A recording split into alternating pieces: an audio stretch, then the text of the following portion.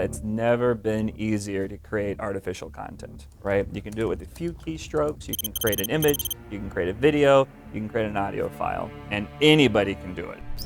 The scammers are using artificial intelligence to do what's called voice cloning. Scott Shackelford is the director of IU's Center for Applied Cybersecurity Research and showed us how it works. This is a free website that anybody can sign up for. It's called PlayHT. After creating a simple account, Shackelford uploaded a video of a recent lecture he gave and then typed in the message he wanted the computer to say using his voice. Sorry it's late on a Friday, but time is short. Can you do a quick wire transfer before heading out for the day?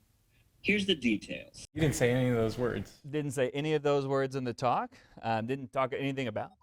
According to the Federal Trade Commission, consumers lost nearly $3 billion from impersonation scams, and artificial intelligence has made it easier and more convincing than ever before. People just aren't used to that yet, right? We're used to getting robocalls all the time, but to actually get a phone call and it sounds like you're talking to your grandson or your parent even, and they're in some tough situation and it's cut off suddenly, that's disturbing, right? Data from the FTC shows that adults over 60 are 45% more likely to fall for these types of scams. But we wanted to see how easily it could be done to younger people. So with her mother's permission, I tried it out on my 13-year-old niece.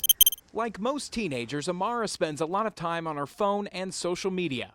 My sister, her mom, says navigating this brave new world can be frightening.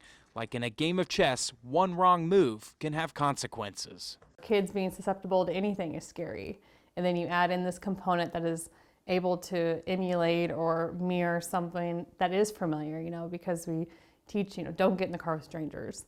Well, now that's kind of out the window now. It's, is it a stranger? Is this real? Using the same website as Shackelford, I uploaded a clip of me from a newscast and then typed a message just asking for my niece's address. I was able to adjust how fast or slow I spoke or even what emotion I used. I then sent her the audio via text from an unrecognized number. Hey, Amara, it's Uncle Max. My phone died, so I'm using my work phone. Can you send me your address? I want to send your mom something, but want it to be a surprise. Thanks. There was a little second, when he was like, "Hi, Amara." I was like, that's Max's voice. I can identify it. But then I was like, wait, that's just super off. She was almost immediately suspicious and took it straight to her mom. I didn't listen closely. I just, she put it on speaker and I was like, yeah, that's Max. That sounds just like Max. I was surprised that she kind of thought anything else of it. Her suspicion was a relief. Like most people her age, AI is not a foreign concept. I do think their affinity for technology makes them a little bit more aware of the potential for AI. I think probably more than we would initially think. I think it's easy to assume they're vulnerable. Even though she didn't fall for it, the fact that she didn't swear it off outright demonstrates how convincing the technology can be. And because so much of who we are is accessible online, Shackelford says it's never been easier to pretend to be someone else. You don't need any specialty training, in cybersecurity for sure, or coding or anything of the kind. If you can download an app, you can do this too. The Federal Trade Commission is considering a rule change that would ban impersonating somebody else, and some states even have laws on the books that protect your biometric information. Indiana is not one of them.